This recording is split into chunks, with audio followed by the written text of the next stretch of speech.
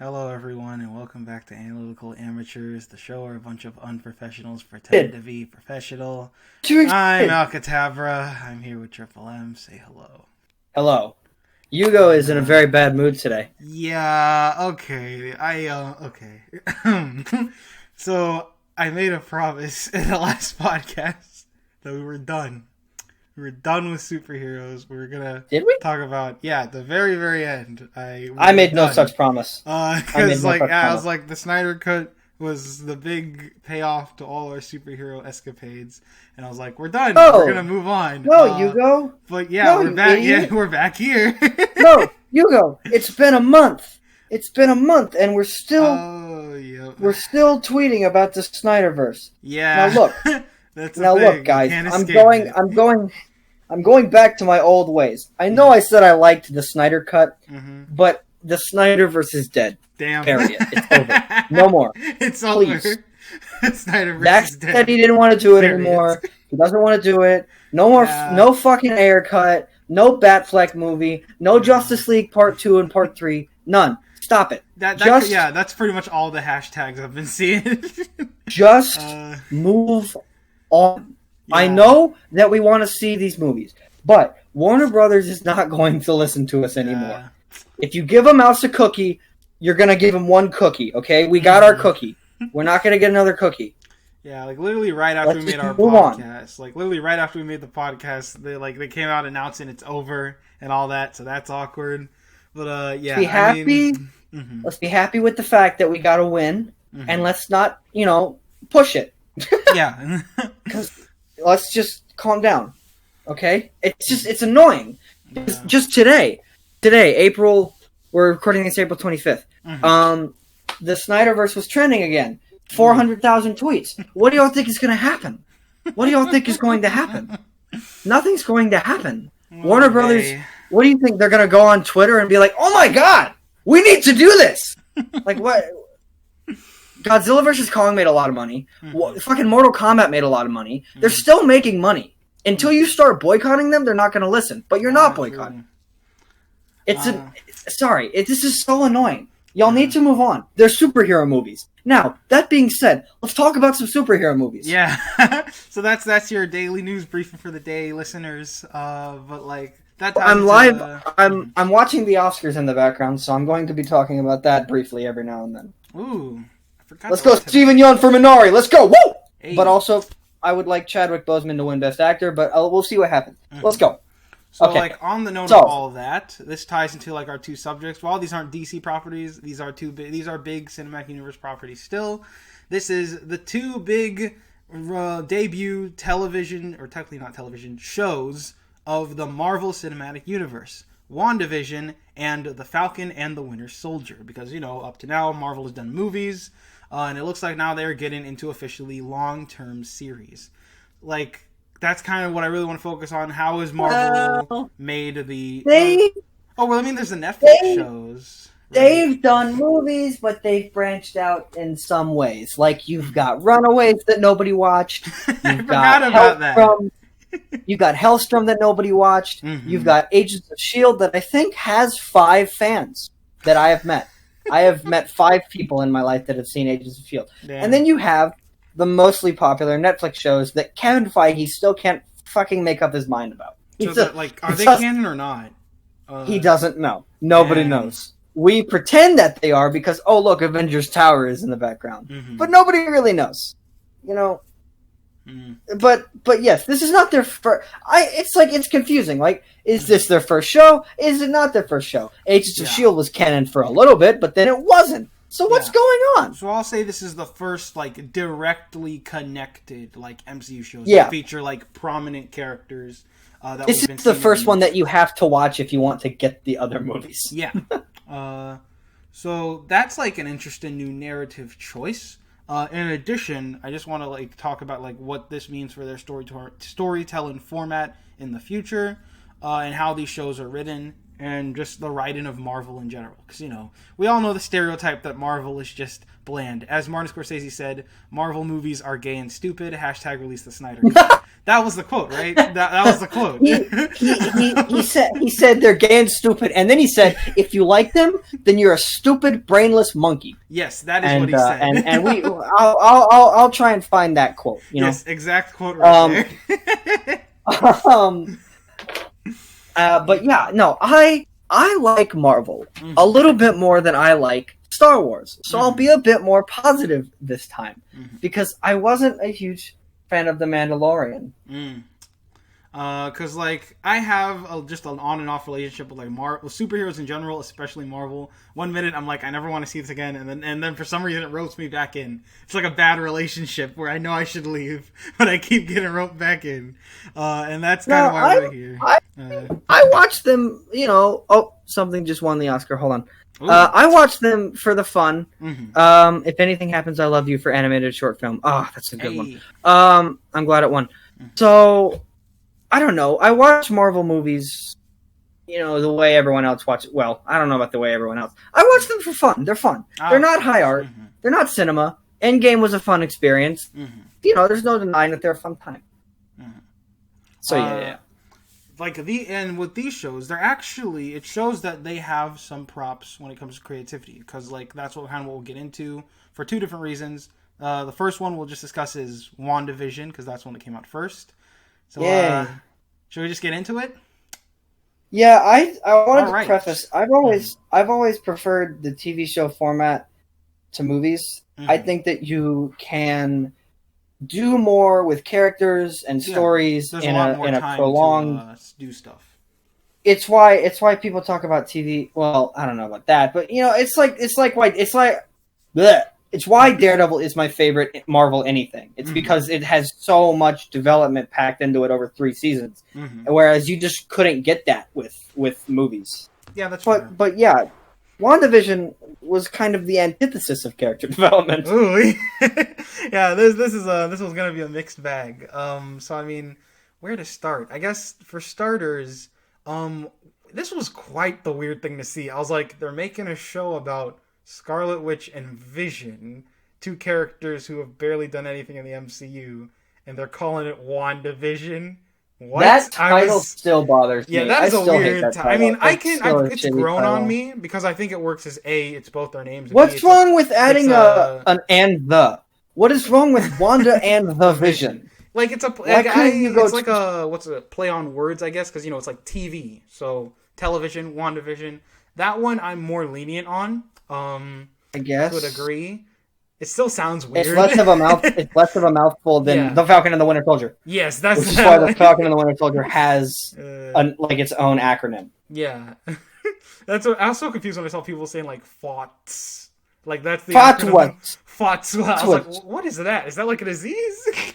But anyways, we'll get to that. So WandaVision is just a lot to take in because it was one of the most unique things I've seen the MCU do, and I'm all for uniqueness.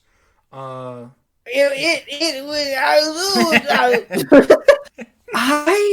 am so conflicted on this show. I am so conflicted. The first 3 episodes, I was like, I fucks with this. I vibes with it. This is unique. This is interesting. And then the 4th episode was like, okay, well, we had to break. Everyone says episode 4 is where it fell apart. I like the 4. I like the 4. The 4 is like, okay, here's the plot. Here's what's going on. But then from there, we lose the magic. WandaVision has 4 good episodes and 5 episodes. Because on a technical level, I was very immersed into what they were doing. It was just a straight up sitcom, and and you could tell obviously this isn't normal because there's little splices of mystery.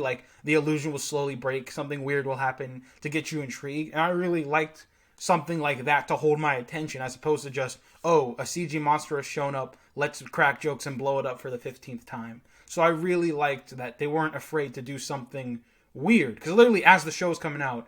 And all the trailers are coming out. Literally, everyone was like, what the hell is this? What is going on? No one knew what this show was going to be. And I like that. I like being surprised a lot. Everything is Mephisto. Yeah, we'll get to that. Trust me. It's Mephisto. This was that to me was the big weakness for WandaVision. I think well, they had a lot of weaknesses, but WandaVision is kind of a pristine example that the world does not have the attention span for weekly television anymore. We don't. Yeah. We don't have the attention span. The discussion will quickly go, and people will say, "Oh, they release it weekly, so there's discussion." No, they release it weekly to maximize subscriptions. Yeah, but it's like the discussion is like the first 2 or 3 days after it comes out, and then it just turns into random bullshit. Yeah, did you like the? I spent all the time. I didn't even watch the show till like the last week it came out. Like I jumped in like 2 days before the last episode. And like literally, and despite that, literally throughout all of my YouTube feed was just top 10 crazy WandaVision theories, or here's what happened in this episode and stuff. I had to go through it every week. I had to go like, oh my god, that bug is Mephisto. Oh my god, Agatha is Mephisto. Oh my god, everything is Mephisto. Literally everything. That one, the Sparky's Mephisto in disguise. Good lord. But yeah, like there was just a lot of crazy speculation going on for this show, which like on one hand, I like that it keeps you intrigued, but on the other hand, it has like a sort of counter effect for in culture. It's kind of annoying to hear everybody like lambasting the most nonsensical theories. Like, here's why Magneto, Doctor Strange, Nightmare, Mephisto, and like freaking Batman are gonna show up in the final episode. But at the same time, sorry, Soul just won Best Animated Film, and I don't know what I was expecting, but it wasn't that good. Anyway, sorry. But yeah, point is like there's a lot of crazy like speculation going on, which can also be kind of counterintuitive. As it sets you up for sort of disappointment. There is one very specific character who encompasses that, and we'll get to him soon enough. We'll move back to that later, because first I want to talk about like technical stuff and everything on the show. This show is on a technical level probably my favorite thing the MCU has done, surprisingly. I love the sitcom format, and I love that they actually genuinely committed to that, made it feel as immersive as possible. Well, I committed to it up until episode 7, and then they were like, "Fuck you, no more." Like for the time they did commit to it, let me put it like that. That it was actually very like entertaining. The jokes, as cheesy as they were still charming. And they felt like shows actually out of that time period. Like it was the 50s. Yeah, like outside of the camera quality, it felt like it would actually be from that period. Yeah, can you imagine if 50s sitcoms looked as good as fucking WandaVision did? Oh my god. But yeah, I really liked that stuff. $1 million cameras. Mm-hmm. And like as it got revealed later on, like through the story, I didn't necessarily mind it too much until the very end where they just completely dropped it. And I wish they could have found some way to keep it going. Like, imagine if the final battle had been in a sitcom format.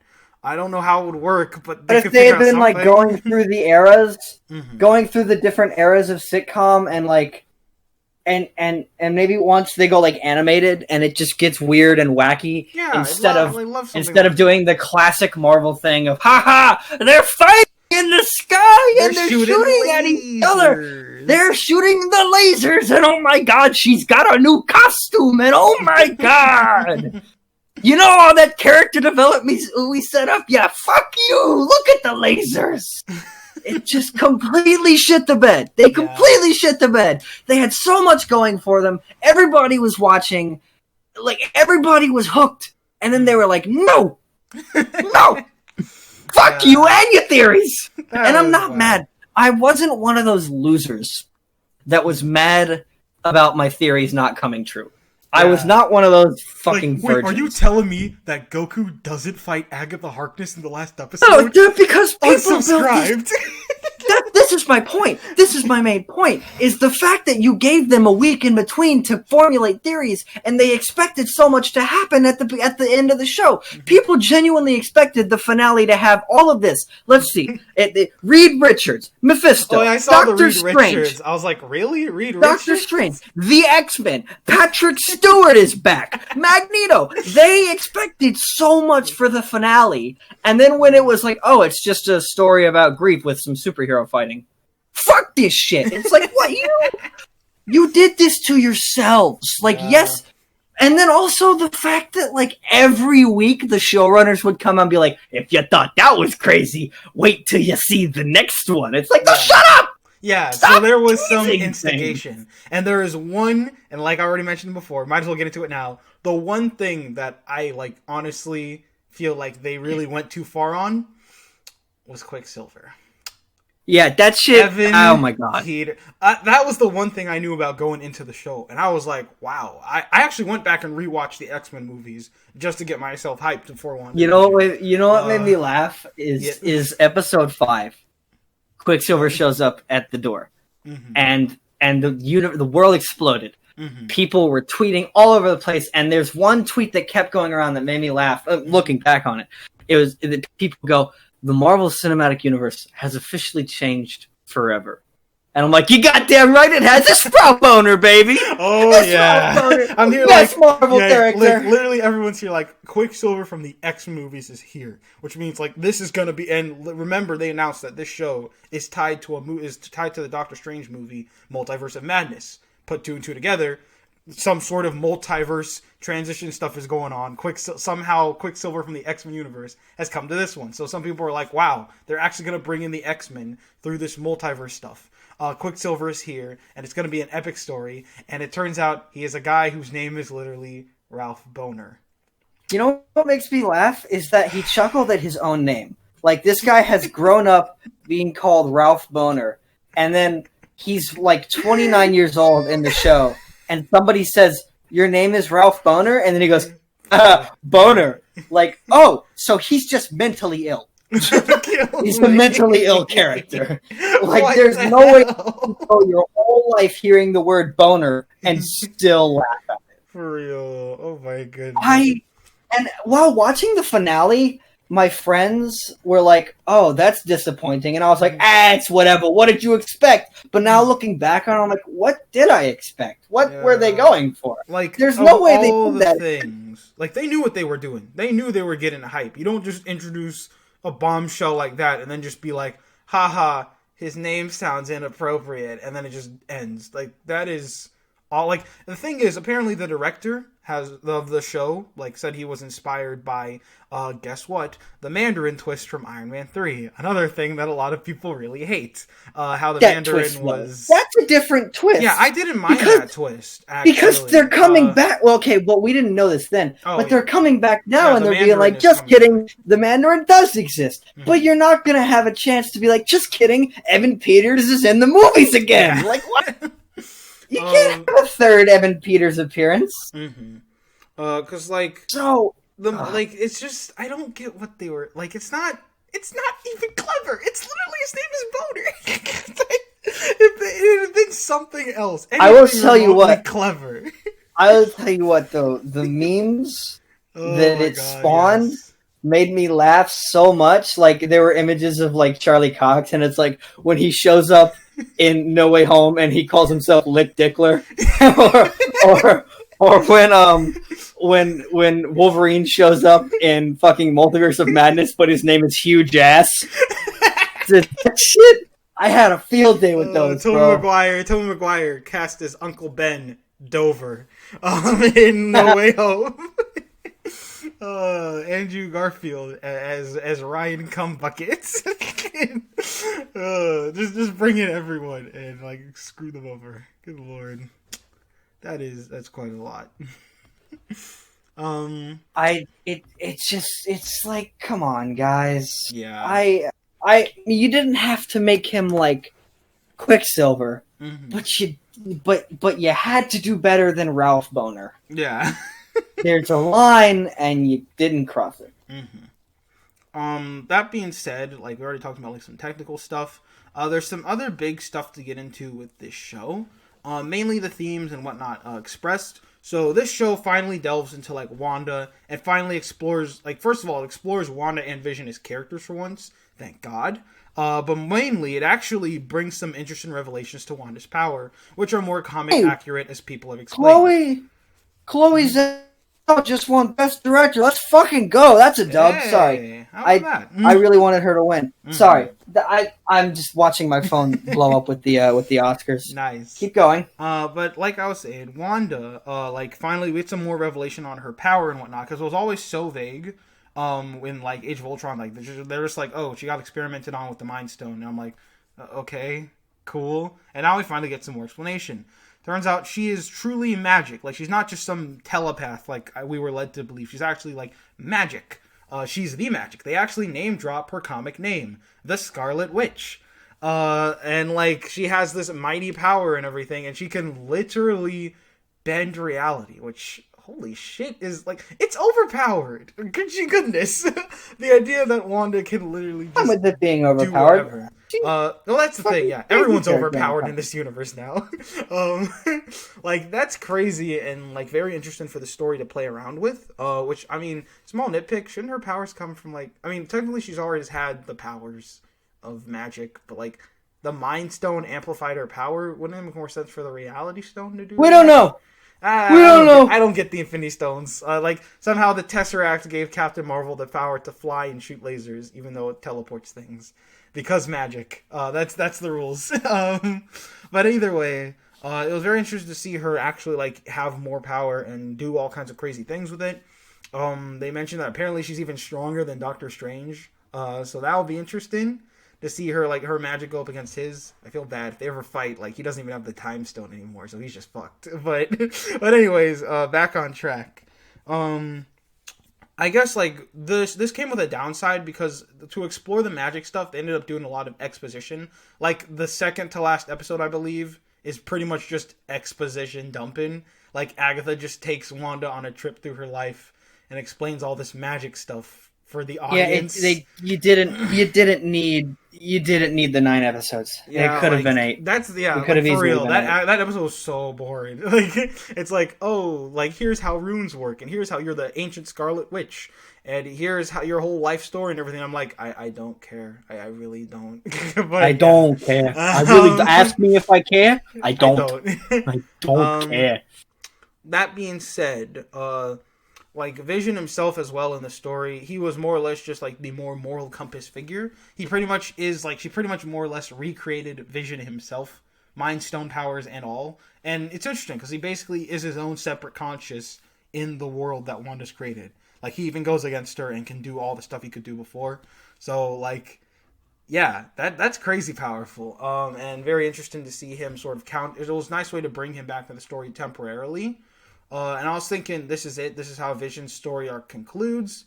But they kind of did the whole comic thing, by which I mean there are no one's ever really gone. There are no lasting consequences because Vision more or less comes back through White Vision. Is that his official name? White Vision, White Blue Vision, Ghost Vision. Whatever. So White Vision is, like, built up, and we're gonna get to how he was created. But, like, he comes in the story. Everybody loves the moment between him and the illusion Vision about the ship of Theseus discussion. But point is that Vision, or fake Vision, gives White Vision unlocks his memories, thus up to the point where, like, before he died. So more or less, Vision is back to life with the Mind Stone removed, which means that it was true what they theorized in Infinity War, that he could be that he could still be reserved after the Mind Stone's removed is true. So that's lucky. What confuses me though is that he just leaves, like after the story, he's just gone. He's going on a soul searching journey. Like, I was always like, here's the thing. Doesn't he love Wanda? He's going to go to Nebraska and kind of figure out who he is. Because I'm literally sitting over here like, Wanda's literally fighting for her life against an evil witch in military. You think if he loves her, he'd go and help her? But he just kind of leaves. And after that, I'm like, okay, after the story's over, Wanda would obviously go look for him, because now Vision, the man who she loves, is back to life without her needing to do the whole magic thing. But she doesn't. Apparently, the creators have explained behind the scenes that Wanda doesn't care about White Vision because that's, quote, like, not her man or something. Like, because she is a black queen. She's racist. Because, like, she's... But in all seriousness, like, he's all like, this isn't, like, her vision and everything. I'm like, yeah, it is. It's his body rebuilt with his mind unlocked. like, he's more real than the Vision who was in the dome, so why wouldn't she be with him? You think she'd probably want to be with that guy or something? Like, I don't know. I don't know if that's going to come up again in, like, later movies or something, but it just feels weird that she'd kind of just go about her life without him. Like, she literally got what she wants. He's back. And she just doesn't really care. I don't know. No. Maybe that'll come up again. Who knows? Other than that... I mean, I see what's confusing me is if the end credit scene means what I think it means, and her kids are still alive. Yeah, the whole theory is... Then Vision's still alive. Yeah, there's an interesting theory that ties into that, because, like, and we'll get to this scene later, but after her, like, kids are, like, erased at the end of the show, I believe she says, like, thank you for choosing me to be your mom, as, like, her last words to them, and I'm like, choosing? Didn't you, like, create them? So apparently that implies, like, she basically, she didn't manifest the kids out of thin air, because I'm pretty sure, like, they meant, like, you can't, like, just create something out of nothing. So basically, she pulled the kids from either another reality or another location or something, and she, like, that's how Christian people are going to start teaching their children that babies are born. They're going to be like, if you want it, they're pulled from the dark. They're pulled from the dark. If you want it hard enough, the baby will pop into existence from in the middle of your 80s episode. Nice. But yeah, so I don't know if that means, like, her kids were just, like, sort of pulled from another area or something, but who knows, maybe that'll tie into something in the future as well. Point is, like, for some other stuff to discuss in the story, I want to get into the whole morality thing, because this is a big debate, and then I'll tie this to other characters in the story. So, first and foremost, we have to address the elephant in the room. Wanda holds an entire town hostage. There are no ramifications. Yeah. There are no ramifications for this. Wanda straight up uses magic to capture and erase an entire town from existence and put it in her own separate reality. And apparently this goes so far that people who are connected to people in the town don't remember them. Because you have this one guy who used to be, like, a cop in Westview, and he doesn't remember Westview existing at all. Which, first of all, like, can we explain the mind fuckery of that? Like, the series skips right over this, but this really bothers me. There's a Westview. Imagine, okay, because, like, the idea that you could have, like, I don't know, like, if you sent, like, your wife, like, is in Westview, and you're, like, out of town, and then Wanda does the whole town Westview magic thing, are you just gonna forget your wife? Like, and be like, wait, where do I live? I don't know how that works. That's some crazy mind fuck. It's like the whole, like, snap effect thing from Endgame. Like, what if you were in a plane in a boat or whatever, or in space? Like, is it just one of those things we just brush over because of the Does the Earth come back in the same location that it was? The Earth moves. So does everybody come back in the same location that they were? Yeah. Like, geologically? That's or crazy. Or what? That's some crazy, like, mind reality shenanigans right there. And also, this shit annoys me. Mm-hmm. The MCU has done a completely fucking awful job of this. Mm-hmm. There's just a pet peeve of mine. Mm-hmm. And they say it in the Falcon and Winter Soldier too. People seem to kind of forget that Thanos' snap wasn't just Earth. Mm-hmm. There's one line about it in which Captain Marvel says, like, she goes, the things that are happening here are happening everywhere. And then they never bring it up. And it's like, I understand that this is set on Earth, but it really lessens the impact of the snap when all I see is people. I haven't seen other people in other worlds reacting to this. Like, what's going on, like, the Nova planet? What's going on, like, the Kree home world? What's going on? And yet, this has nothing to do with these shows, except actually in the Falcon show. I think Falcon straight up says just Earth instead of, like, the universe. He just goes, Earth lost half its population. I'm like the universe. Yes, he did, but that's crazy, man. But yeah, I don't know if they understand consequences fully when it comes to crazy stuff like this. They don't understand consequences at all. They're one of their big three has now enslaved an entire town full of people, and they just let her leave. Yeah, so back on that. Like, yes, there's the argument, like, what are you going to do to stop her? But also, Is this a person I'm supposed to like relate to? Yeah, because is this a person I'm supposed to imprint on? Like, because when the show started and they were talking about how Wanda held the town hostage, I was like, wait. So, because that's why this is why people believed in the Mephisto stuff and the Nightmare stuff. They were like, obviously, someone has trapped Wanda in this world and is manipulating her.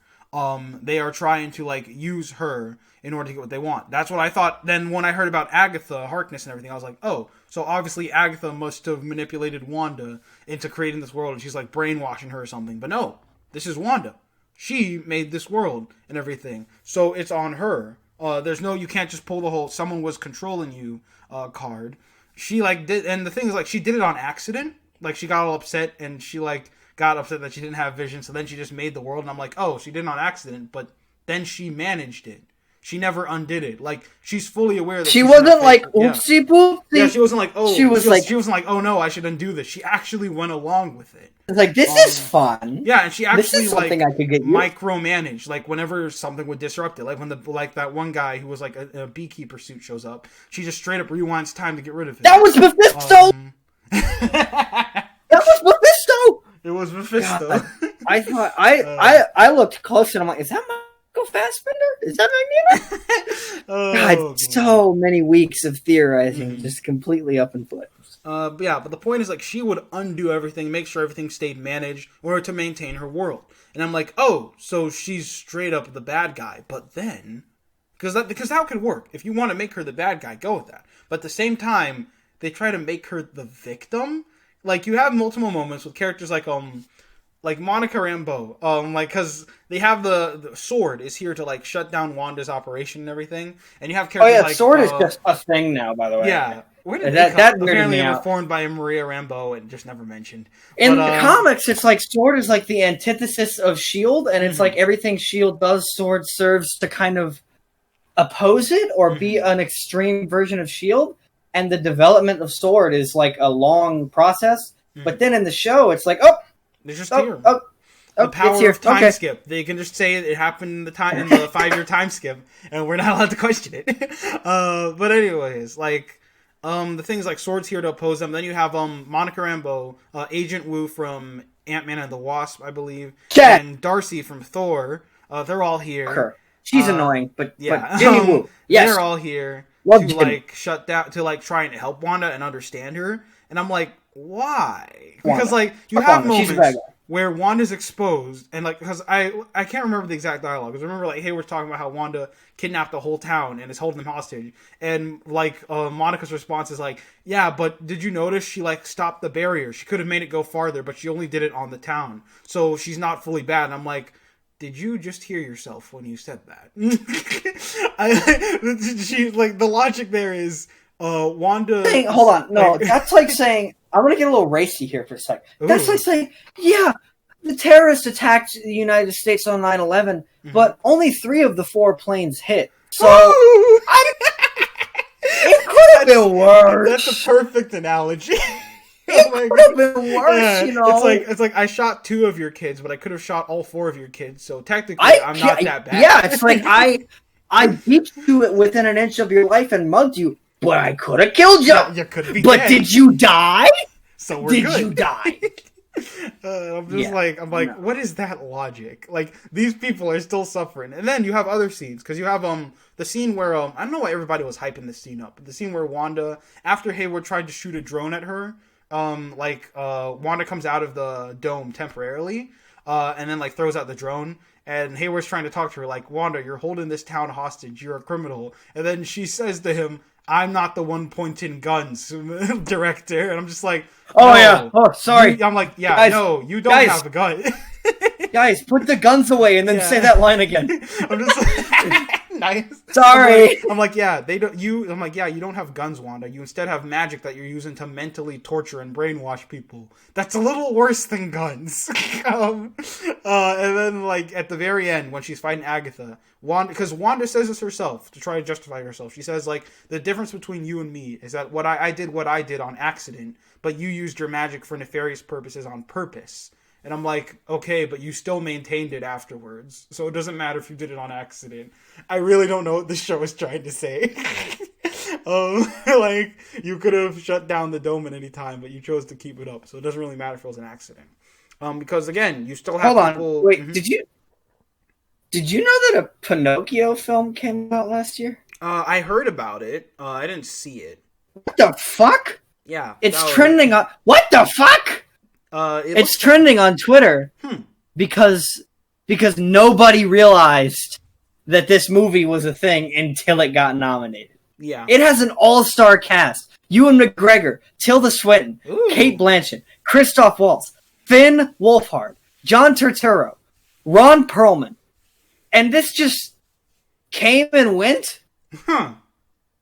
We should watch Sorry, that. I gotta watch that. That sounds fun. Sorry, that just made me laugh that like nobody knew that this happened, and they're only finding out about it because of the Oscars. I'm sorry, I'm very distracted. So I will most certainly watch the that. Fucking WandaVision was so forgettable that I just am only thinking about the Oscars. Yeah, but like my point being, like they try to justify her morality on multiple occasions, and it doesn't work. Like, she's still mentally torturing people and, like, could let them go but chooses not to. And they keep trying to justify it with the idea that she's grieving, she's sad, she's lost a lot in her life, which is true. She has lost so much, and I feel for her, losing her parents, losing her brother. I'm going to... I want to get a little racy again. And the tragic killing of, I believe it was 8 Asian American people... a few weeks ago was justified by many by saying, "Oh, the guy had a very rough day," and I'm like, "Well, you know what? I've had rough days before. I have lost family members before, but I have not gone out and killed people, and I have not gone out and enslaved entire towns with my superpowers. Fucking hell!" And I am not comparing a cold-blooded psychopath to Elizabeth Olsen. I'm comparing a cold-blooded psychopath to Wanda Maximoff. Yeah. I'm sorry. Her actions are irredeemable, and it's hard for me to relate to this character now that she has committed war crimes. Yeah.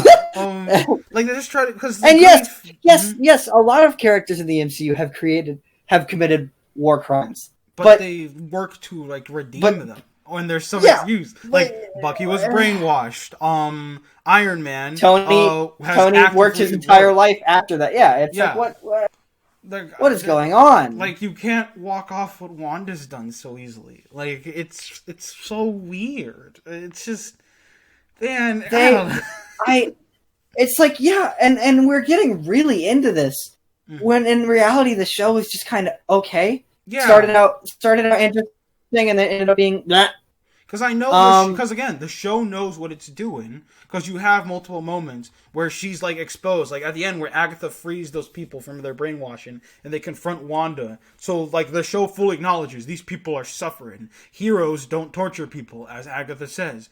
And then like Wanda just kind of goes about her life and is treated like heroes don't torture people. But what she did to Agatha was beyond torture. That is fucked up. I would not wish that shit on my worst enemy. Yeah. Straight up forcing her to live a fake life. Oy. Oh my god. Tenet just won for visual effects, so we expected that. What was I going to say? And before we move on, because I'm running out of things to say, I wanted to briefly touch on how these shows are kind of 0 for 2 on villains. WandaVision had some lame-ass villains. Yeah. Falcon and the Winter Soldier had a villain that was... We'll talk about that in a second. But WandaVision's villains is like, Hayward is the most forgettable motherfucker on the planet. Oh, we gotta talk about Hayward. Well, we'll get to him after. It's not even like a I hate Hayward because he's hateable. He's just forgettable. I hate him because I don't know anything about him. He's just government man. He's worse than Ross in the Hulk because at least Ross has a stake with his daughter. Yeah. This guy is just like, I'm here. And the same goes for Agatha. She's just there for exposition. Like, Agatha is there for exposition. And it's like she is doing all of this. She's doing all of this because why is she doing this? She explains that she thinks that Wanda's apparently like dangerous. that you'll destroy the world. And I'm like, oh, so Agatha's like a hero then. She's like a sort of anti-hero, but at the same time, they pose her as like menacing. Like, what's she gonna do when she takes Wanda's powers?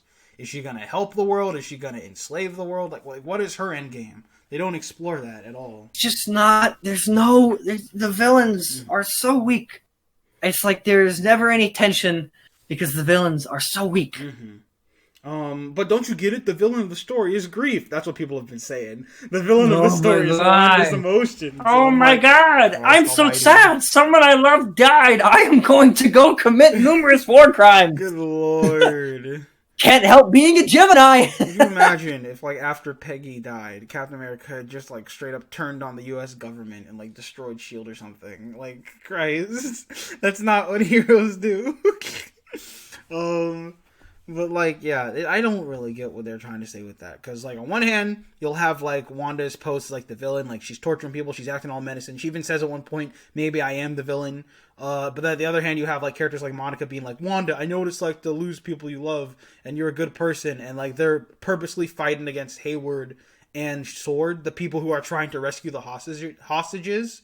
And trying to reason with this clearly insane, overpowered person. And I'm like, what is the end goal here? Like, either Monica, Darcy, and Wu are a bunch of idiots and Wanda's just evil, or the story's trying to pose Wanda's vile actions as, like, sympathetic. Like, it feels like there were two sets of writers with two completely different goals working on different parts of the script. We got a Snyder Cut situation over here.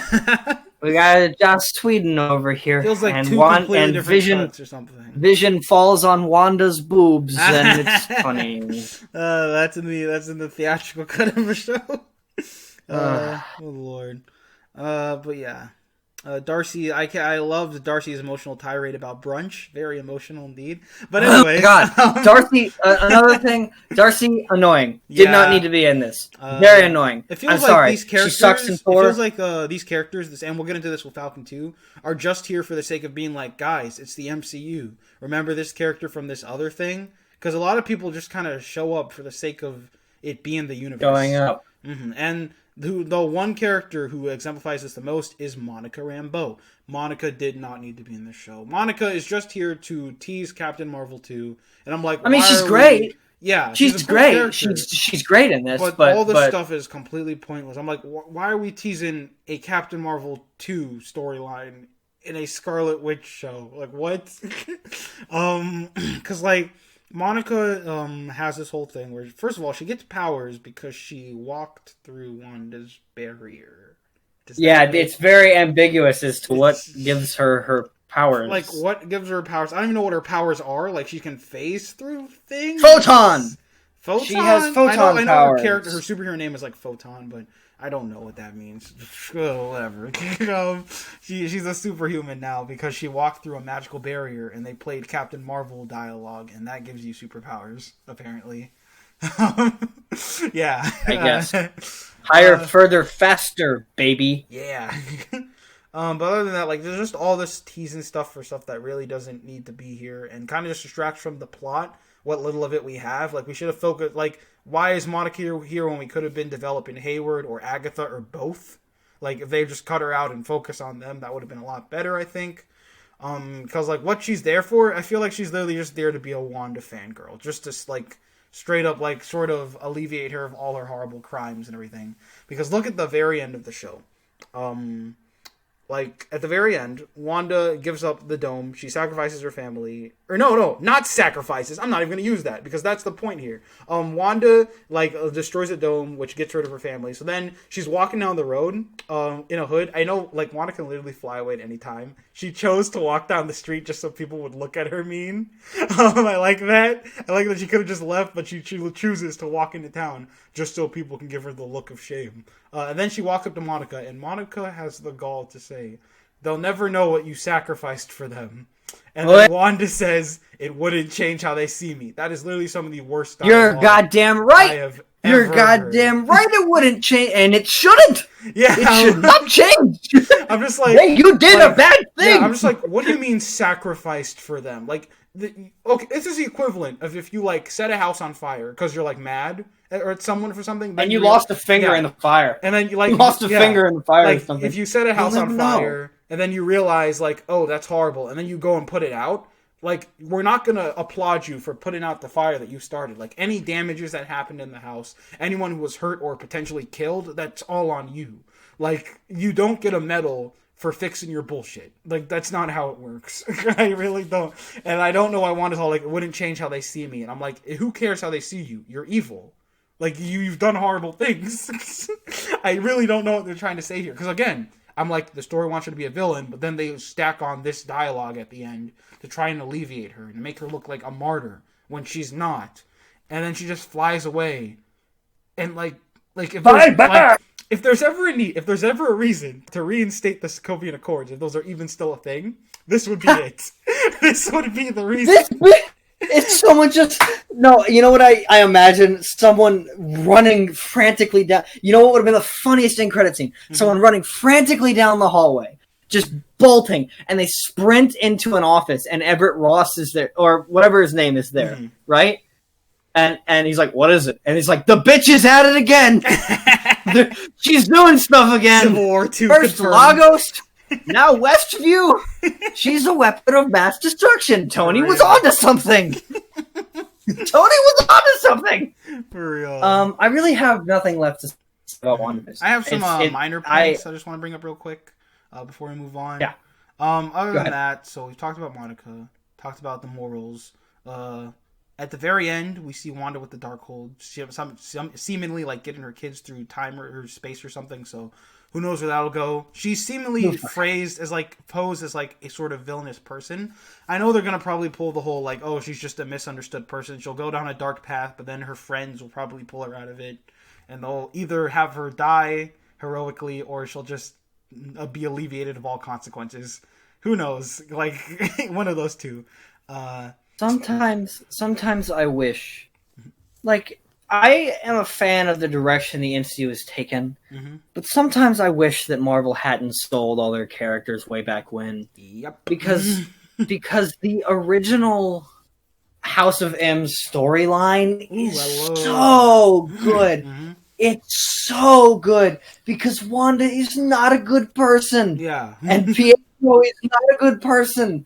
And they're like, fuck you, we did this for us. We did this because all we've ever known is tragedy, and fuck you. Then when she fixes everything, she does it in such a way that it changes the universe forever until Brian Michael Bendis said fuck you. It changes the universe forever, and she is left as a bad person. People are like, if I ever see that bitch again, I'll kill her. Yeah. Peter Parker even goes, if I ever find her, I will make her pay for what she took from me. Ooh, and I'm like, that's what I like, because what she does is she gives everybody their perfect life.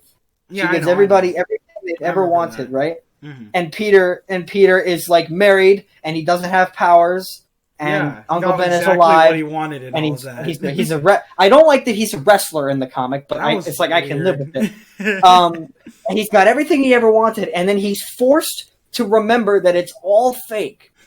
And he's like, I'm going to kill this bitch. Like, that would make such a cool storyline for the MCU to do. But it looks like they're trying to, like, play the middle ground with it. Be like, oh, she'll be evil, but she's also, like, misunderstood because of grief. And I'm like, you better commit. Like, commit. You better commit? Figure out something. Like, the next time the Avengers see her, I would like them to be like, hey, I don't know about the hugs, Wanda. Westview was a little sus, Wanda. I don't want Sam to be like, hey, Wanda, long time no see. I want to be like, hey, you're under arrest. Yeah. You're going to jail. And then the last thing I wanted to say is just a tiny little comment, is this show spawned legions of insane Twitter fans that would die for Wanda Maximoff. Yeah, why are there so many Wanda stands, man? I have seen Wanda stands get so racist so fast. Like, I don't want to get dark, but like it reminds me of like all those like Tumblr fan fictions for school shooters and shit. It's really so racist. One of my mutuals was like I enjoy the Falcon and the Winter Soldier more than WandaVision. And then a Wanda stan just started dropping the N-bomb. Damn. And I was like, oh my god! They get so racist so fast! Oh my god, it's so funny. First of all, Wanda likes her men with a little metal, if you know what I mean. And second of all, like, she's not... she's evil. Like, I don't know what y'all are doing simping for her, man. She looked good doing it. That's creepy. Anyway, that's all I have to say. For some last notes I wanted to mention. First one is Hayward. Hashtag Hayward did nothing wrong. I am continuing this meme. This is an inside joke between us as friends, but like, yeah, I believe Hayward was the underlying hero of this story, and he did not. Thank one production design. Let's go. What one production design? Mank. Hey, it was great. It was very good. But anyways, like, Hayward was, like, the man with the plan in this. Like, he was on point. He knew what Wanda was doing was wrong. Wanda had a bad track record up to that point. Like, he brings up, she was a terrorist. She, worked with Ultron. She, got all those people killed in Nigeria. She broke this Covian Accords. And yes, she helped save the universe. But now she's holding a town hostage literally weeks later. So, not exactly the best person. One thing that I am suddenly remembering is the Vision line. What is grief if not love persevering? And everybody just was fucking blowing their load as if that was the deepest, most like theological shit. And I was like, it's really not that deep. It's really not. It is deep for a superhero movie in the same way that Joker is deep. That's how we win. Like, not fighting what we hate. Saving what we love. Cringe. That's what I get. That's what I hear when I hear that line, man. I don't know. Grief, if not my balls, persevering. And every screenwriter in the world whispered "fuck" under their breath. But anyways, like Hayward's like was on point with all this stuff.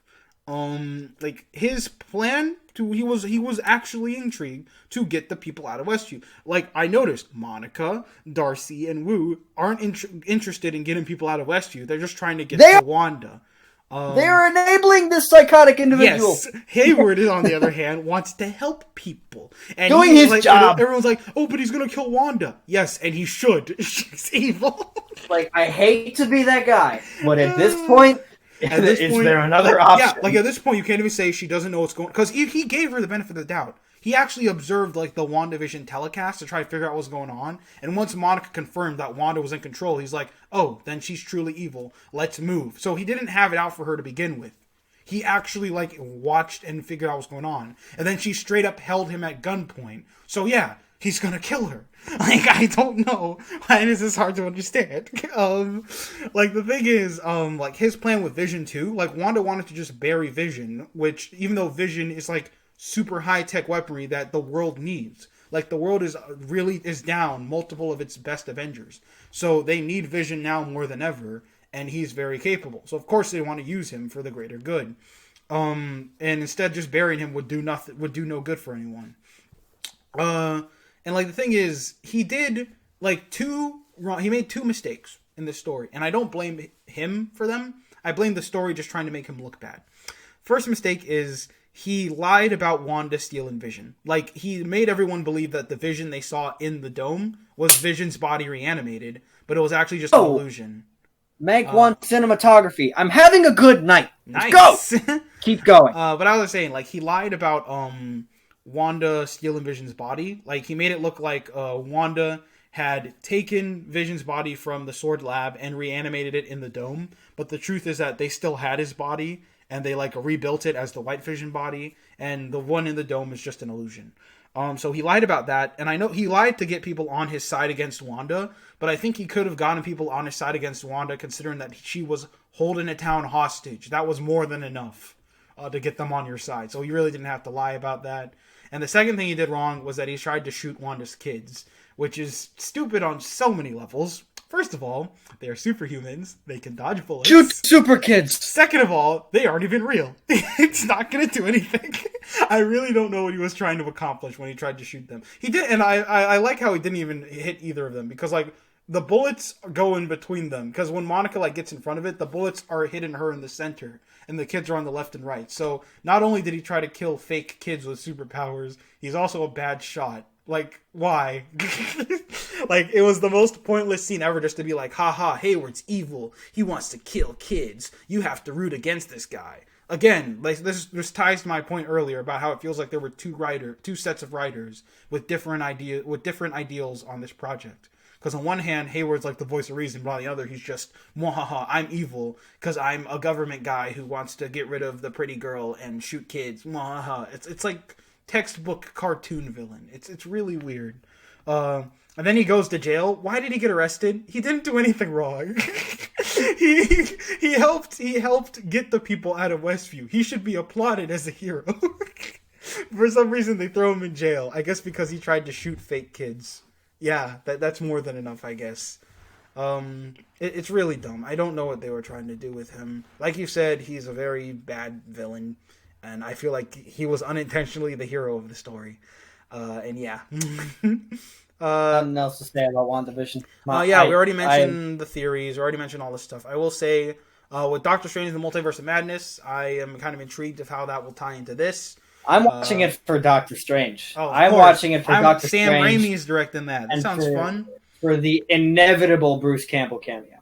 But yeah, that should be something. I want them to, like, because again, I want to say they're going to make Wanda a new big villain, but at the same time, I know they're not going to do that to her. They care about her too much, and they've already shown that they don't know where to stand on her morality.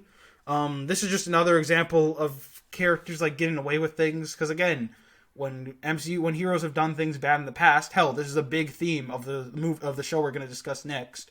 When heroes have done things bad in the past, they work to fix them. Wanda just mentally tortured people, like trapped their kids in their bedrooms, and then for like who knows how long, and then after she's done with it, she just goes, bye. She doesn't even say sorry. She just leaves. She's like, oh, they don't like me. Well, bye, and then that's it.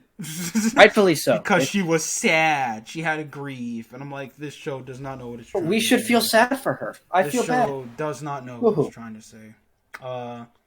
And that's WandaVision. Yes, that is WandaVision. 3 out of 5 stars. Yeah, I don't recommend. This show did not have to be as long as it is. It did not flesh out the things that needed to be fleshed out.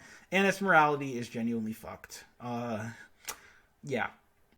And now we're on to The Falcon and the Winter Soldier. What a mouthful for a title.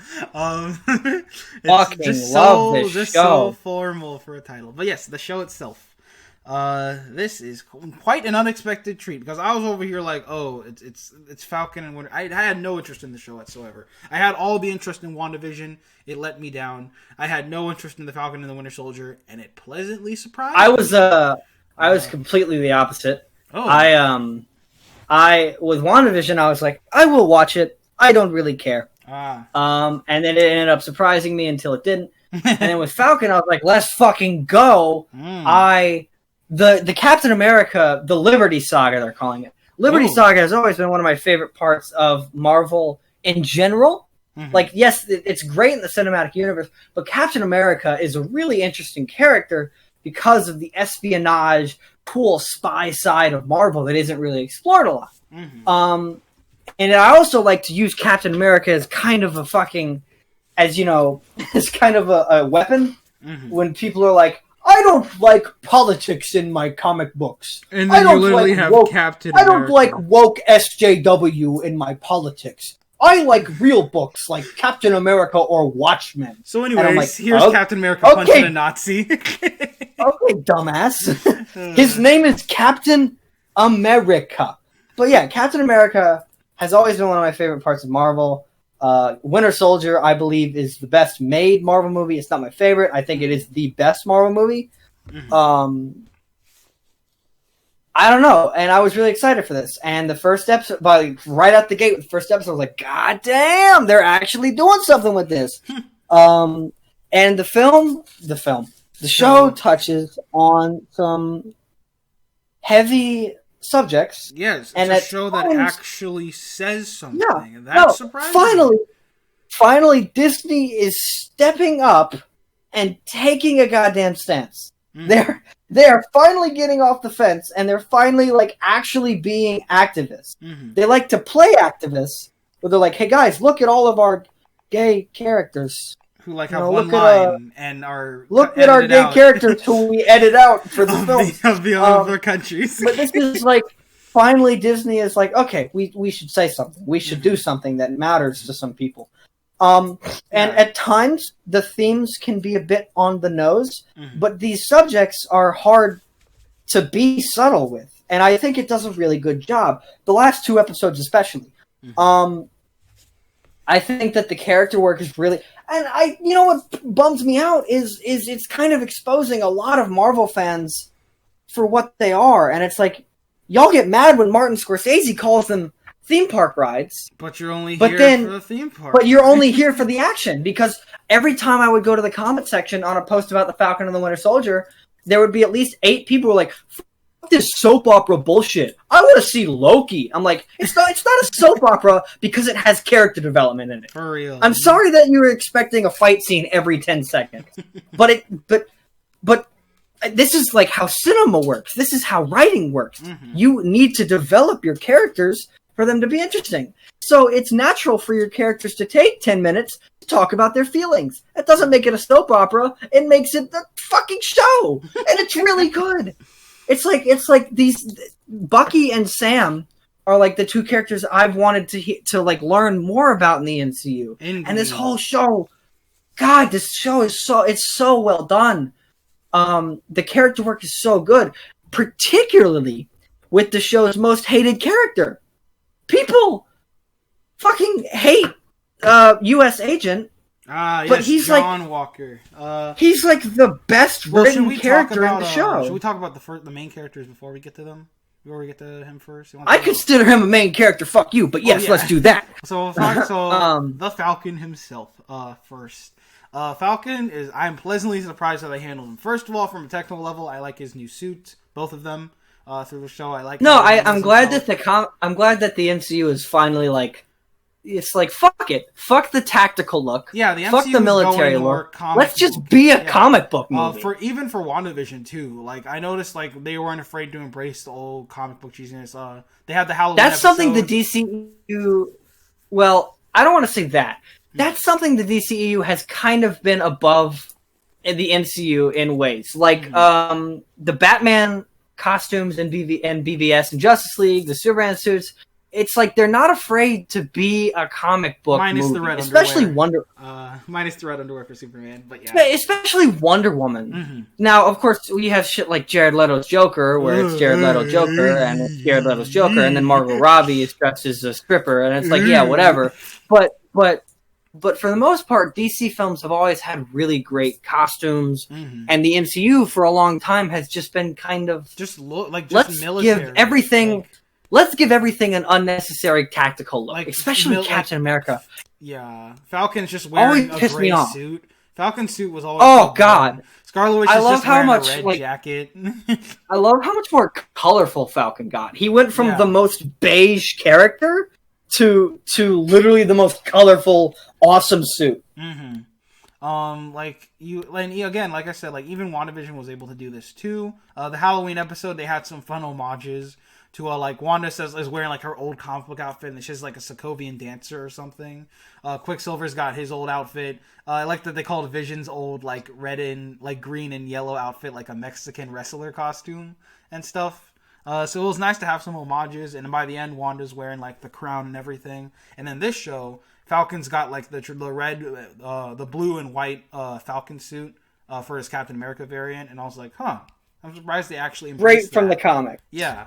And also, if you call him Falcon one more time... Oh, sorry. I'm Captain kidding. America. I'm kidding. No, I like to call him Captain Falcon. That's his name. I'm not that mad about it. I've seen people get like actually upset. I was like, how about you give us a couple of weeks? Yeah. Like, we've been calling him Falcon for the last 10 years of movies, so maybe give us a little bit of time to, like, adjust. But I think I'm very excited to see him lead the Avengers. So that was very nice to actually have him be more of a character here, and explore his personality. Like, because you forget these people are people, and I was like, oh yeah, Falcon has a family.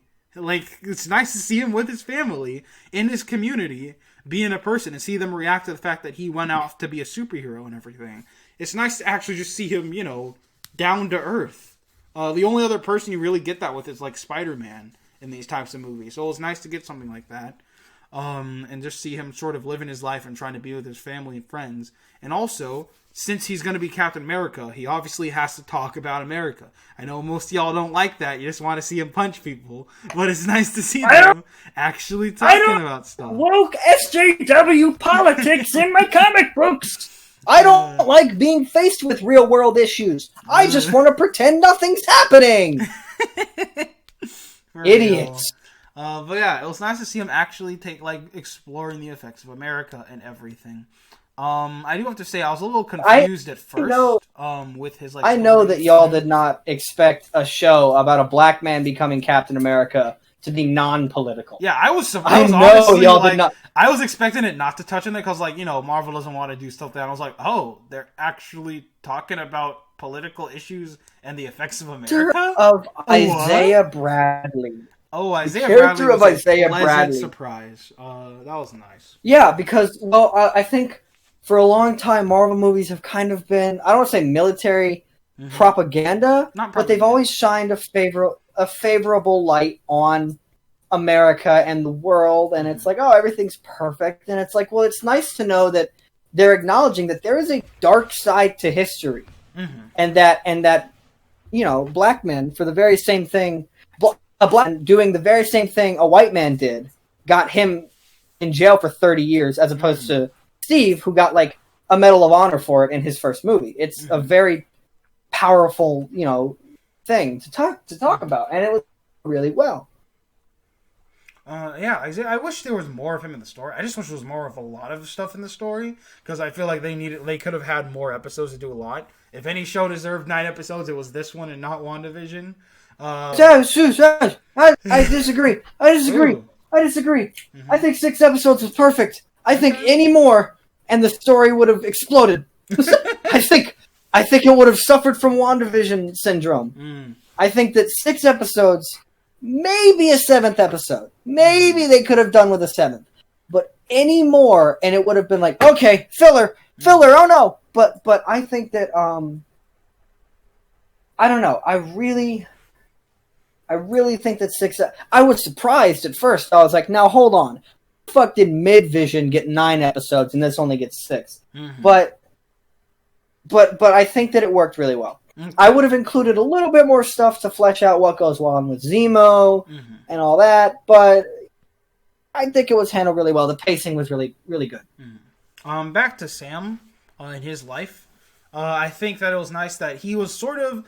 People say he's like centrist. I say more that he's just more like trying to be understanding in the story. Like, we see him like trying to explore different opinions on different big subjects in the story, mainly surrounding the Flag Smashers, that he tries to reason with them. A lot of people were upset by this, and I mean, I can see how it's kind of weird how like calm he is towards them at multiple points. We'll then turn into their track record, but we'll get to the Flag Smashers later. But I still think it was nice that he wasn't just an outright like menace to his enemies. He tries to like see both views and sort of reason things, which I think is a good like message for the story to promote overall. The idea of trying to understand and talk and understand everyone's points rather than just put in labels on everything. And see, here comes my biggest issue with the show, because once again, the show is lacking in a clear antagonist. True. Because Marvel has not yet found the line of let's see, hold on real quick. Soul just won Best Original Score. The movie about music. Sorry. Marvel has not yet found the line for a very good anti-hero / villain, because it's like, for the first 4 episodes, the 5 episodes really, the Flag Smashers, everyone's like, are they really bad guys? Are they really that awful? Their methods are extreme, but what they want is pure. But then every now and then the screenwriters are like, wait, we need to remind people these are bad guys, so let's just have them kill some people, I guess. And then it's like, okay, so what do we want to do for the final fight? Let's just have them commit an act of terrorism, I guess. I don't really know. They need to be villains, even though we've set them up to be, like, morally gray, but they need to be villains because we need a villain. And much like WandaVision, we need a big fight. We need a big fight. We need to see Sam in his Captain America outfit, and it could, you know what? It could have been Batroc. Batroc could have been the villain. Yeah. Batroc could have just taken the UN captive or something, and then Sam has to be Captain America. But no, it's like, I don't know, man. The villains in WandaVision and the villains in Falcon and the Winter Soldier are not great, but Falcon and the Winter Soldier does it better because it's kind of handled in a better light. It because it asks the questions like, are they really villains? Even though at the end it's like, yeah, they are. Fuck you. That being said, like, we'll get back to the villains too later. Bucky, I guess another person to explore. Bucky was great, man. I don't even know, like, yeah, he was. Say. I like that they. Funny how like his introduction into the MCU as the Winter Soldier. He's like grungy. He's got eye makeup on. He's murdering people, and then in the final scene of the show, he's like being the fun uncle with cake. Yeah, he's come a long way. Although one thing that bugged me about the final episode is he's like, "I killed your son," and he just leaves. Yeah, just leaves to the apartment because like the thing is, like, they set up like he's on a quest to make up for his past mistakes. Wow, a person who did a bad thing trying to fix it? Crazy. Take notes, Wanda. But anyways, yeah, like he's on a quest to sort of like fix up his past mistakes. And I really like that because they actually tied into story. Sorry, I killed your son. I'm out. That's where it got weird at the very end because like you set up this guy earlier at the very beginning of the story. He doesn't show up for the rest of it. Then at the end, he's like, "I killed your son because I was under control. See ya." Yeah, you never even get to see. You never even get to see that actor's reaction, and he's a good actor. I think he can pull off a great performance. But I guess they were just like, nope, they don't need to. We just see him like drinking later, and I don't know if he hates Bucky. Is Bucky gonna talk to him again? Like, it's very ambiguous. Like, it feels like they really wanted to say something, but were they just afraid to do anything too dark? I don't know, man. It's but other than that.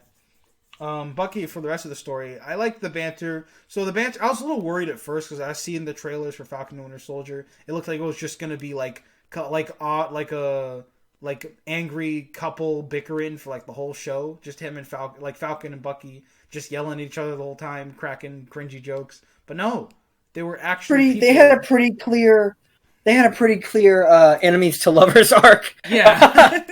Like they started out there like, I want nothing to do with you, and then it's like, hey, come have dinner with my family. It's really sweet. They actually really came to be a good team together and work together. It makes me laugh because I saw this one tweet after episode 5, which is my favorite episode, and it was like Falcon and the Winter Soldier should have been about like epic spy work with like Wolverine could show up and all that stuff, but no, we just see these motherfuckers fix up a boat. I'm like, that's called character. I love that it was so humbled and focused. It didn't have to be bombastic crap where freaking Aquaman shows up to help them fight Dexter Jester. They went to Madripoor, so that means we need 8 things: Wolverine, Patrick Stewart, Michael Fassbender, Silver Samurai, Sonic the Blob. Hedgehog. We need all the spies from Marvel Comics to show up because they name drop Madripoor. It's like, oh my god, y'all, please. I like that. Just learn what character development is. And so, like, with that, I thought they were a really good team, like I said. I wish, like, I don't know. I guess it worked. Some of the jokes are just kind of cheesy, but since they were in, like, the earlier episodes, it's not too much of a problem.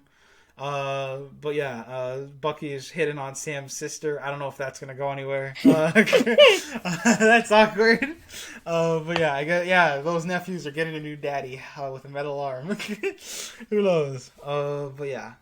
Other than that, I will. In between them, there's Steve Rogers, because at one point I forgot he existed. They killed him off I was screen. like, they were like, you see, Steve wanted you. I just went, whoa, Steve? I completely forgot. I was like, oh, right, he's dead, right? They killed him off screen. I was waiting for it. I was waiting for the end credit scene. Because if anything, I was expecting the end credit scene. Steve's in a retirement home, and he's like, hey, I need your help with something. I was expecting him to show up again. I was like, is he really dead? He's not dead. Because they're... Okay.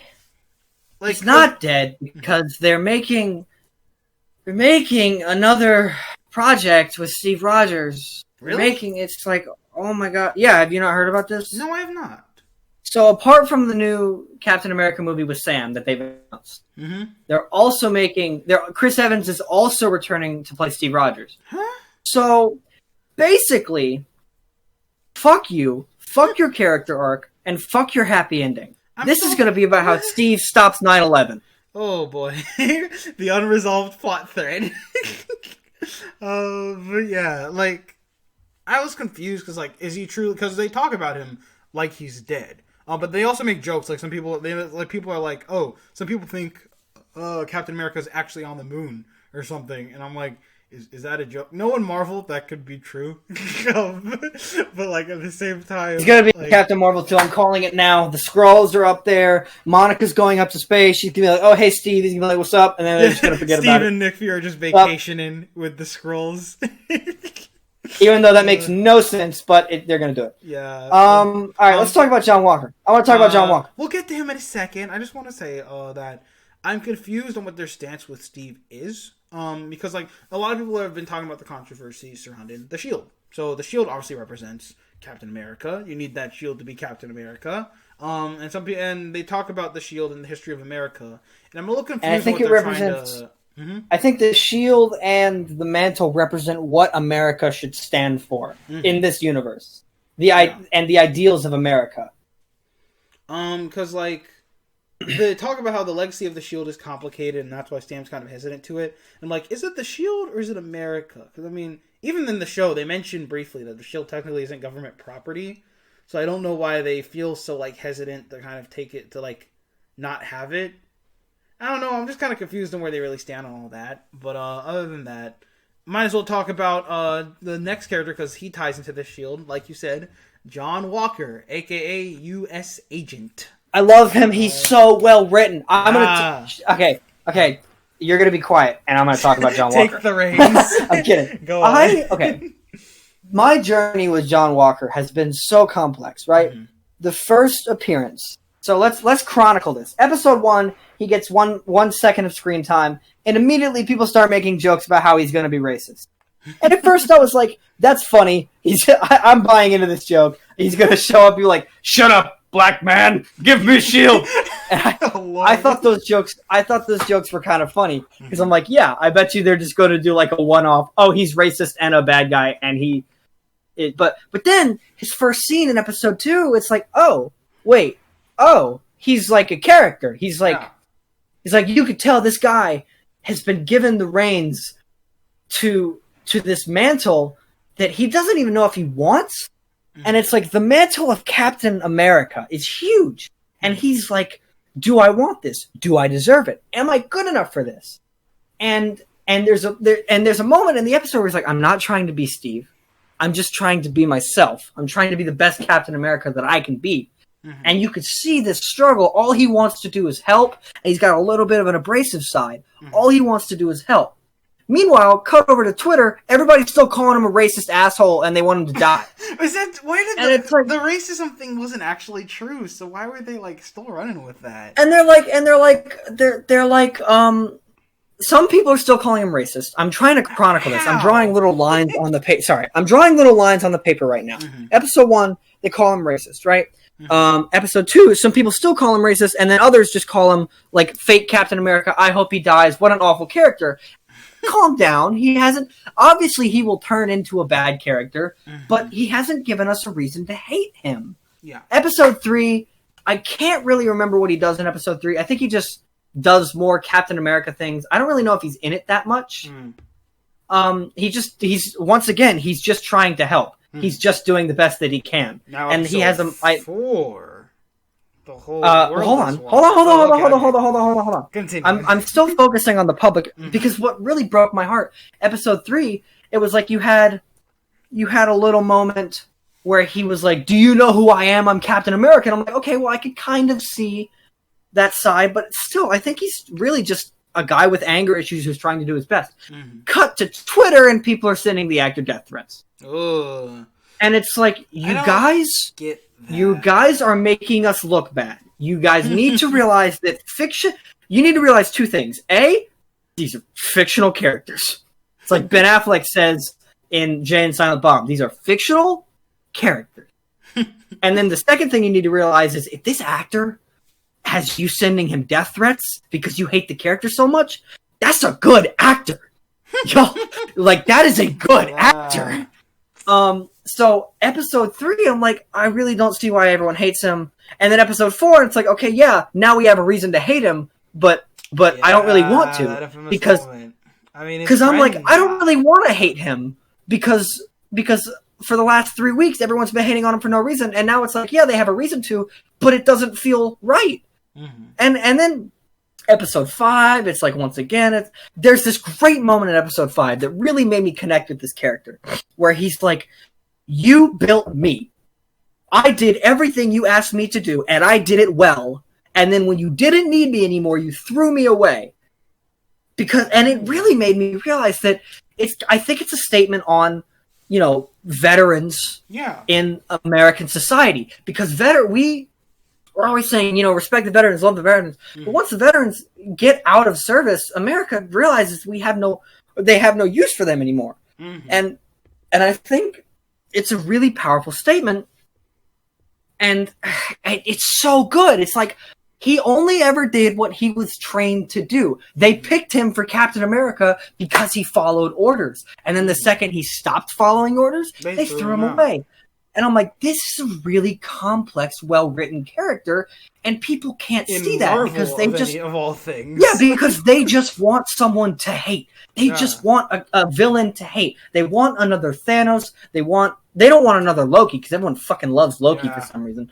But they want someone to hate, and this show is not giving them a reason to. So then in episode 6, when he shows up and he's saving lives, everybody on Twitter hated it. I even saw someone goes, "Why did they give Captain Racism a redemption arc?" I'm like, and we're looping back to this. Racist. We are looping back to this. He's not racist. He is only ever someone who wanted to do the right thing. Are you sure? Now he's wearing blackface, students. God damn it. He's only ever someone who wanted to do the right thing, but did it in the wrong way. And I think he is Marvel's, I don't want to say he's most complex, but he is really well written. He's in the top 5, like, most complex, most developed characters, and I really want to see more of him, because people don't really realize that he was never a villain. He was never going to be the villain. Like, yes, he had a fight with Sam and Bucky, but it was only because he was so shocked that he was capable of he was so broken. He's so well done. He's better in this show than he is in the comics. In the comics, he's just kind of a Captain America clone. Oh my god, it was so... I hated how the internet treated Wyatt Russell. Because, wow, what an actor. To be able to get people to hate him so much. Like, he's up there with Joffrey. And the characters that people hate for no reason. Well, no, not for no reason. Fuck Joffrey. But you know what I'm saying. Yeah. So I was really intrigued by his story. I guess, if anything, they should have shown more of his life before the Captain America stuff. Like, what led up to it. Like, I'd like to see what was it like for him to fight in those wars and whatnot. Like, give us more of a reason for how he became the type of soldier he is. Other than that, like, his story, how it ends, he becomes U.S. agent. And I don't really know what that means. Like, is he still a part of the government? Working for Hydra now. He's working for... Oh, yeah, because the lady's like Madam Hydra, right? That's Madam Hydra. Yeah. And I want to talk real quick about how... Is Hydra still a thing in the MCU? Yes, it is, because remember, they stole the Pym particle... They stole the Pym particles in Ant-Man, and now they have a definitive leader in Madam Hydra, who has kind of brainwashed U.S. agent into thinking that she's a good guy. So that's going to be interesting. I really hope... I want Captain America 4 to be Serpent Society, but it will probably be Hydra. Yeah. So I want to give props to the PR department for handling this better than WandaVision, because there was only one time in which they came out and said something stupid. Mm-hmm. So remember the week after episode 4, they were like, hey guys, there's going to be a cameo in episode 5. It's going to be a celebrity cameo. It's going to be a new character. It's going to be cool. It's going to be great. And people were like, here we go. It's Fantastic Four. It's Wolverine.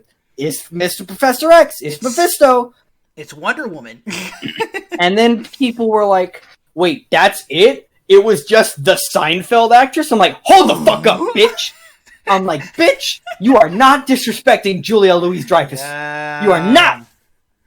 She is an important character who will play an important role in the future of the MCU, and she is an amazing actress, and you can suck my dick, because that was a good cameo, and it's a little bit Marvel's fault that you got all excited, but still. Sorry, that Marvel, stop doing that. Stop telling people what's going to happen. I feel bad for Battlestar. He kind of just died. He seemed. Yeah, I know. Poor guy. I'm sorry. I laughed when he died because the way he hits the pillar, it felt kind of underwhelming. Like it didn't look like he hit it that hard, and also like I've seen these guys get tossed off cars and everything. And he got, like, shoved into a pillar, and that's what took him out. I don't know. That made me laugh. I was like, oh, why am I laughing? This is so awful. But, yeah. Other than that, the moment right afterwards, John Walker executes that man with the shield. Ugh, that was brutal. That shot I like that shot. I don't know. It's not too iconic, but I just like that shot of him standing. To see the mantle. Yeah. To see the mantle of America and its ideals and its hopes splattered with the blood of a foreign national was powerful. That says something, man. Some people aren't ready for that, but yeah, that says something. A lot of people kind of, I don't know if I agree with this, but they were like, "Did you notice that John Walker's suit was missing white, and white on the American flag represents purity?" And I'm like, I don't really know about that one, but sure, you do you. I guess that's cool. But yeah, that's something. John Walker is quite an interesting lead, and I hope if anyone in the show, I want to see where he goes the most with his story. But other than that, I want to talk some villains. Mainly, first of all, I don't know if this is the hot take. I don't think Zemo needed to be in this show. No, I liked him. Fuck you. Damn. He's great. Okay, first of all, I love. I don't know. We all love the Zemo dancing meme. Precious dancing Zemo. Great meme. But for Zemo as a character, I felt like he was just kind of like they needed him obviously to get around to some things, but it felt like you could have written it that he wasn't there. It felt more like they just because I'm like, is he gonna have an effect on the story? But he more or less is just kind of there to instigate false drama, to just kind of make fun of the other characters, to dance, and yeah, I don't know. Didn't really feel too much. He sort of changed since then. I thought he was. I don't know. I have to go back and watch Age of Civil War again, but I believe they like described him as like this sort of working class man who just kind of had a wife and kids and was just kind of living his life. And then according to this, he's like a straight up royal baron. So yeah, the man has money. That's something. Other than that, like he seems a little different because now he seems a lot more obviously willing to interact with the Avengers. He still makes fun of them. He has some respect for Captain America, which surprised me because he tried to have that man executed in Civil War. But yeah, like Steve Rogers, I mean. Other than that, I feel like I said, he could have been replaced. His role could have been filled easily by other characters, if that makes sense. And they more or less just kind of wanted him there for the sake of him being there. Like, it's nice to see him. Who doesn't love Zemo? But I felt like they didn't really, like, legitimize, what's the word I'm looking for? Like, justify his presence all too much in the story. But yeah, other than that, they also, the way because he's barely, like, what episode does he get out of? Episode, like, 5, right? That's where he's taken by the Dora Milaje, correct? Yeah. Okay, because like what happens is episode 4, the Dora Milaje show up for Zemo. They have a fight scene. We'll get to that fight scene. Zemo, as they're fighting, goes into the bathroom and sneaks out through a sewer. And I'm like, oh, Zemo's obviously gonna like escape and probably plot to destroy the Avengers again or something, something big. But what happens is like he just goes to like a memorial. Bucky finds him. They talk, and then Bucky all like threatens to kill him, but then he doesn't, and then he gets arrested by the Dora Milaje. So I'm like, wait, so we stalled we had this whole episode to stall him just getting captured. That's it? Like, that felt kind of weird. I'm like, you could have just had him captured in that hotel room then. Because it doesn't really feel like they really added much to him. It's like, I feel like he was meant to do something bigger, but they might have changed their mind later on. I don't know. He also had his purple mask from the comics, and then he took it off. He wore it for like one scene. I remember they advertised that. They advertised that a lot, and a lot of people were like hyped for the purple mask.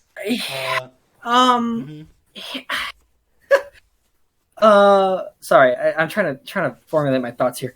In the trailer, he has this one line of dialogue where he's like, "I don't intend to leave my work unfinished," and that is not in the show, nor is it ever a part of his character in the show. Like, it felt like, almost like, why they advertised him completely different in the show. I'm like, is he still plotting to take down the Avengers? Because he hates super soldiers still. And he, like, he takes them down at the end. But, like, for the Avengers and all that, he kind of just goes about his day and doesn't really care. Like, how would he react? Does he, like, think about it. His whole plan was to separate them and split them up and tear them apart, which he did in Civil War. But they ultimately came back together to save the universe. How does he feel about that? How does he feel about Captain America and Iron Man reconciling before their deaths or anything? Like, I really wanted to see them explore that, but they didn't really. I don't know. They just didn't really do much with that. So that was a little disappointing. But, yeah, I mean, he's cool, so I don't mind him there. I just wish they had just justified his presence more. But, yeah. Yeah. Other than him... Sharon Carter's also in this show, which fuck her. God, worst character. What is the point? What happened to her? She's also, I mean, she's different for a reason. You know, she was obviously exiled from the country. She says like she feels betrayed, obviously because she like broke. I mean, to be fair, she broke the law. She was helping harbor a terrorist at the time. So, what's the point? She's just evil. All now she's like the full on. She's like the power broker or whatever, and she's like this evil, corrupt official who's willing to take down the whole government, even though her family has strong ties to it. She just doesn't care anymore. And like now she's back in the government and she's gonna like sell secrets and stuff. A lot of people are saying this is gonna tie into Armor Wars. I don't know, but point is like I don't know what they were trying to do with her. Is she another victim of the government? Because, you know, most of the characters in this story are somewhat victims of the government and the system. And I guess in her case, like, because they exiled her, but like she broke the law. So again, I don't really know what they're trying to say with her. Other than that, she's kind of annoying. I like even, but like as Bucky says, she's kind of terrible now, or she's kind of awful now. I think that was his dialogue. That pretty much sums up the character. But yeah, I didn't really care for her too much. Yeah, I don't know what to say about her, man. She's just kind of there. I really did not appreciate her character. I felt if anyone was not needed, it was her. It felt like once again, an MCU thing. Like, remember this character from this other thing? Like, they just pick up whoever they can. Like, how they had Darcy and Wu in WandaVision. Now they just have Sharon here because, remember her? Yeah. For another characters, any other main characters? We talked about Isaiah. Talked about the family. Let's talk about the Flag Smashers. I already said everything. You already said everything about I already said everything. I think they were pretty weak. Yeah. Bill, and I think Marvel could have handled it better. Because they didn't. Yeah, it's like the WandaVision thing where they're not sure how to treat them. Are they villains? Are they martyrs? They can't really make up their mind. I still like the sentiment that, you know, they're desperate for because this ties into a bigger theme of the story. I will say this story tackled the aftermath of the snap decently. I'm sorry, the blip. That's the official name. Yay! Because I noticed on a TV, they say the blip on a TV in WandaVision, and they say it frequently in this show, and I'm like, that's a thing? I thought that was a joke in Spider-Man, because the kids are dumb. But no, that's a thing. The blip is the dumbest name ever. Okay, moving on. For, like, the characters, I like that they addressed what the world in the blip was actually like. Apparently, like, because it was all mass hysteria, borders were basically dismantled and the world more or less came together and was working together. Insinuating, not saying that Thanos was right, but that Thanos' like mindset wasn't for naught. Like, some people actually did benefit from the world working together. I mean, they were benefiting off of 50% of the population being killed, but still.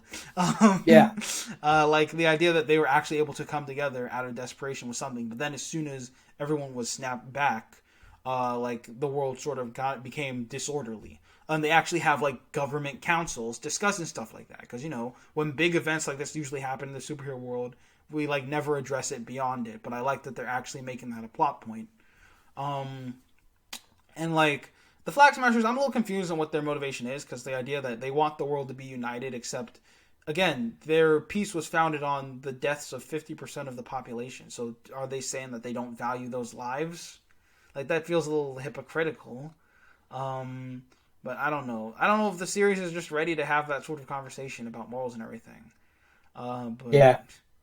They were interesting for the least. Obviously, they were super soldiers. I mean, obviously, because, you know, you can't have them take on characters like Bucky and Falcon as normal people. Carly, their leader, is probably the manifestation of all of this. I didn't care for her, if I'm being honest. To like her more. She's okay, I guess. But I guess I wish we got to know more of her. And I did some research, and I don't know if this is official, but apparently this story was cut down. There was a big plot line that was straight up scrapped. Do you know about this? Everyone's made a joke because apparently, like, there was a big plot line that had to deal with a pandemic breaking out in the world. Can't imagine why they cut that.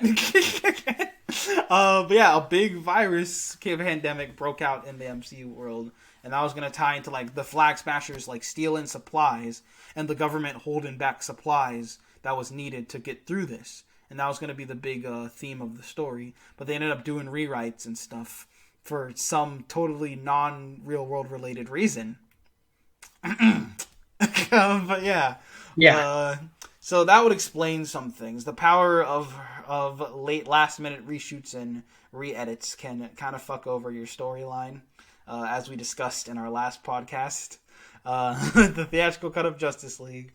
But yeah, this is a similar situation here. Thankfully not as bad. Bucky does not go off about brunch. Do not worry, guys. But yeah. That being said, I just wish, like I feel like, I don't know. Would a pandemic storyline be bad in this type of climate? Could people handle that? What do you think? Because I know the world's very spicy right now, but would that be that big of a deal? I don't know. Like that. I don't know. But if they didn't want to do that, then sure. But yeah, that kind of affected the narrative of the story. The Flag Smashers seem a lot more vague because of that. However, the sentiment of them being desperate makes more sense. And it's not like they're inherently evil, because you see Carly in particular is going down a darker path, and her other members are skeptical to what she's doing. They don't really approve of them, like, doing all this horrible stuff. If she talks about killing, they look very worried and stuff. So you kind of feel bad for them in this. And this is how you make sympathetic characters who aren't necessarily doing good things more better than the previous show did. But yeah, I guess they're dead. Are they dead now? Like, I know Carly's dead. They just blew up. I don't even know, man. I was like, oh, they're gone. I've got nothing left to say about it. I've said all I wanted to. I liked it. I thought some things could have been done better, but overall I liked it. And that's about it for me. Other than that, the political divisiveness I mentioned, some people aren't ready for that conversation, but I think it's good for a show to actually explore some real-world effects like this. Other than that, I guess that's more or less it in a nutshell. I don't know where the story's going to go. I like that at the end, it's now Captain America and the Winter Soldier. It's because he's officially Captain. What happened to the White Wolf? I thought that the Winter Soldier was I thought that the Winter Soldier was a bad thing that we needed to move past for his character. That's what I was like, they're not going to call it Captain America and the White Wolf? That would make more sense. Because they even mentioned that name in the story. That's who he is now. He's a redeemed hero. The White Panther. White Panther. Says Sam. Yeah. This is a good show. I am cautiously excited for Loki, I suppose. Mm-hmm. I can't wait for Mephisto to show up. Let's go. Other than that, last note is just there's another weird quote unquote MCU thing. The Dora Milaje, similar to Zemo, were kind of just there because they wanted them to be there. They're upset that Zemo killed their king. But I mean, A, why didn't they go after him sooner? And B, they kind of just throw him back into like prison after they get him. They don't like execute him or anything. That felt kind of weird. Like, hell, they even have like a fight scene, like with John Walker, Battlestar, Falcon, and Bucky, for no reason. Like, they just wanted to have a cool action scene, and I'm like, this really didn't need to happen. It at least contributes to John Walker's arc as he realizes he got bested, even though they weren't even super soldiers, thus driving him down a darker path. But other than that, they really didn't need to be there. I don't think the Wakandan stuff just felt like could have been saved for later, but they got to tie everything in together, I guess. And I guess that's in a nutshell. Yeah. Nomad win. Nomad won picture. Hey, let's fucking go. Go nice. Movie. Let's fucking. Sorry. All right. Well, but I mean, moving on. Is that in a nutshell? I guess to like conclusive thoughts for both the shows. So this has basically been the MCU's quote unquote first big official dive into the streaming format. Do you prefer streaming over movies for these types of stories? Too early to call for me. Too early to call. For me, the stories have definitely been a lot more deep. I think it works more on the Falcon and Winter Soldier end because they obviously want to tackle more serious like real world and topical subjects, and for that it's better to get it grasped more into the show because like look something like I feel like Black Panther and Captain Marvel fell flat in this regard, but with Falcon and the Winter Soldier, a show with many moving parts, there was a lot more time to discuss things and explore different sides, so I respect it for doing more of that. So I think that the show format could work in the future. I know they're doing Loki is getting a show. I don't know who else is getting a show. I can't remember. But I don't know. They're still doing movies. It's not like they abandoned them. Shang-Chi, Black Widow, and some other stuff is coming out. Hope the best for that. I don't know if the MCU will be good or bad because on one hand you've got WandaVision, which is completely fucked, but on the other you have Falcon and Winter Soldier, which is pretty interesting. So, like always, it's still just a mixed bag. You don't know what you're gonna get. How fun. Yeah. I guess it's in a nutshell. One show did really good, one show did really bad, and that's kind of what you take away from it. And hope the best for the MCU. I don't think we'll be discussing it unless anything major happens. And, yeah. Recommendations. Quick, other than Invincible, which is banging, I started watching Sherlock recently, and it's really, really good, except for season 4. So, Dang. I would suggest everyone go pick up Sherlock. Every episode is the length of a short movie, so it's a fun watch. You can just kind of drop into it, watch it as a movie. It's really good. Mm-hmm. So that's my recommendation. Sherlock. For my recommendation, I'm going to recommend some superhero media on the format. So everybody knows the classic. I swear to God, if you recommend My Hero Academia, I'll kill you. What? Okay, first of all, My Hero Academia is just okay, but that's not what I'm recommending. I wasn't talking about that at all. I mean, it's okay. I don't think it's like the best revolutionary thing ever. Anyways, I'll talk about that some other day. Point is, we're all familiar with the classic DC Animated Universe, and their old animated series shows. Batman the Animated Series, Superman the Animated Series, Justice League Unlimited. They were all great. Static Shock, Batman Beyond. They are amazing. That is my favorite run of DC continuity ever at the moment. I bring this all up because I want to recommend Superman the Animated Series, certain episodes in that show. Superman the Animated Series, Season 2, episodes 16 through 18.